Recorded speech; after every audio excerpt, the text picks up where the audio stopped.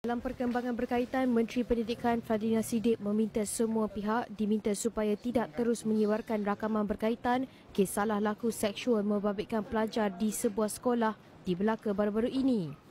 Kita sudah minta kementerian yang berkaitan untuk mengambil tindakan untuk memastikan bahawa isu ini tidak maknanya disebarkan kerana melibatkan anak-anak murid dan pelajar kita. Jadi kita minta kefahaman masyarakat juga bahawa ini anak-anak bawah umur yang mesti dilindungi dan kita sedang menjalankan siasatan dan juga pihak kuasa ini dah jadi bidang kuasa pihak autoriti dan kes ini adalah kes yang sangat serius di peringkat Kementerian Malaysia.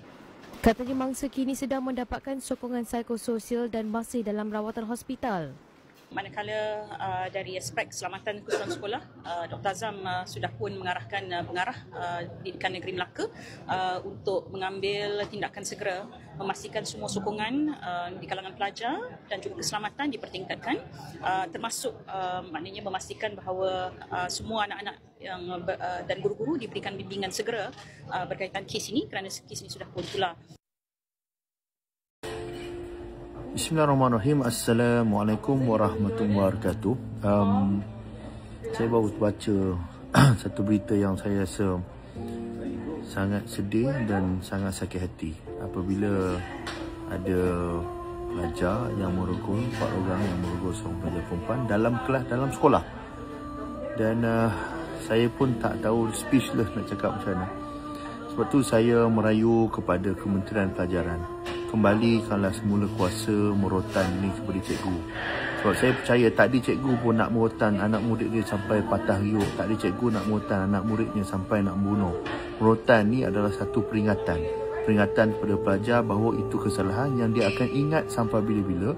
Dan mendatang nanti, dia akan jadi orang yang lebih baik pada masa akan datang. Dan hari ni bila tak ada kuasa merotan ni pada cikgu, jadi macam ni lah. Bila tak ada rasa takut, maka susahlah anak-anak kita nak ada rasa hormat. Bila tak ada rasa hormat, maka mereka ni tak jadilah sebagai seorang insan yang bergelar seorang manusia yang ada hati perut. Dan hari ini ada anak orang yang telah dirogol. Dan hari ini ada anak orang yang merogol dan juga telah direman dan akan dipenjarakan. Jadi saya minta tolong lihat kembali. Kita minta semula, kembalikanlah kuasa merotan ini kepada cikgu-cikgu. Dulu kita pun kena rotan dekat sekolah. Hari-hari cikgu disiplin cari kita rotan kita. Alhamdulillah, jadi eja manusia. InsyaAllah, saya percaya dengan hukuman yang kita bagi, kembalikan semula merotan ini kepada cikgu. InsyaAllah kita boleh membendung perkara-perkara ini, dapat dibendung dengan sebaik mungkin. Terima kasih. Dilaporkan dalam berita, 4 suspek yang merogol seorang pelajar perempuan tingkatan 3 di salah sebuah sekolah. Dibenarkan suspek itu mengambil peperiksaan SPM. Tuan-tuan, 4 orang pelajar ni tingkatan 5 rogol budak perempuan tingkatan 3, pelajar perempuan sebaya dengan anak-anak kita. Rogol dalam kelas, di sekolah. Dirakam pula perbuatan rogol yang keji itu. Orang semua tengok keliling. Hinanya perbuatan merogol ni. Berdosa, hina, keji, jijik, tak ada peri kemanusiaan.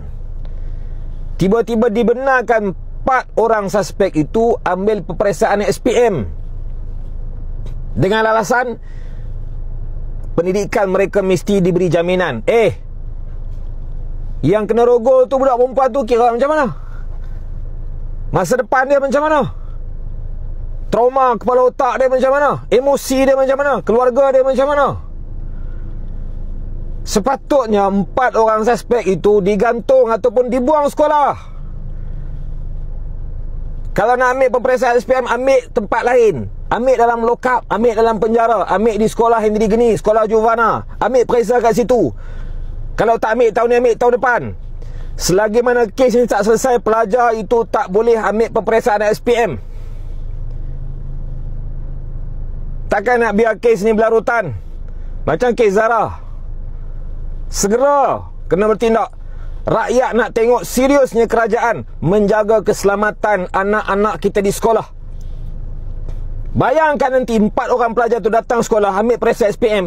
Dia rogol orang, tapi dia boleh bergerak ke sana kemari dengan bebas, siap boleh ambil peperiksaan SPM. Apa perasaan pelajar yang dirogol tu? Apa perasaan mak ayah budak tu? Seriuslah sikit. Ni keselamatan anak, ni maruah anak kita. Tolong serius dalam perkara ini. Terima kasih kerana menonton Suara Dunia. Jangan lupa untuk subscribe. Kita jumpa dalam cerita yang seterusnya.